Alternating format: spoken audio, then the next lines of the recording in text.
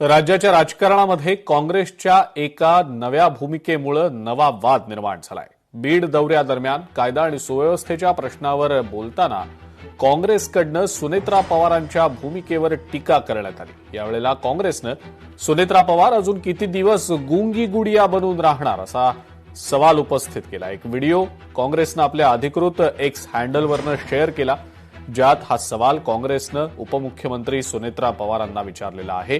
मात्र गुंगी गुडिया या शब्दप्रयोगावरनं राज्याचं राजकारण सध्या तापल्याचं दिसतंय।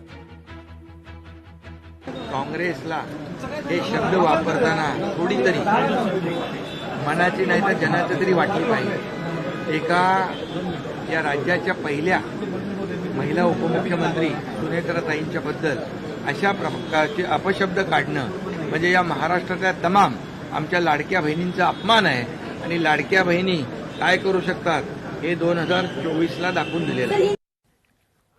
मुख्यमंत्री देवेंद्र फडणवीस यांनी काँग्रेसला टोला लगावलाय। काँग्रेस आता अत्यंत खालच्या पातळीवर उतरलं असून ही पातळी काँग्रेस नेत्यांची आता घसरली आहे। चर्चेत राहण्यासाठी काँग्रेसकडनं हे सगळे प्रयत्न सुरू आहेत असं मुख्यमंत्री म्हणतात।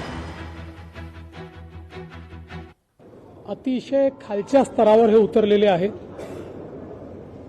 मुळामध्ये यांना कुठलाही रिस्पॉन्स मिळत नाही, कोणी विचारत नाही। त्यामुळे न्यूजमध्ये येण्याकरता अशा पद्धतीचं काम चाललेलं आहे। बदनाम हुए तो क्या हुए, नाम तो हुआ, अशा पद्धतीनं यांची कारवाई चाललेली आहे। आणि मला असं वाटतं की महाराष्ट्राच्या राजकीय संस्कृतीत इतक्या खालच्या स्तराला जाणारे हे आता आपल्याला पहिल्यांदाच पाहायला मिळत आहेत। लोकशाही मराठी ऐका, पहा, जागरूक रहा।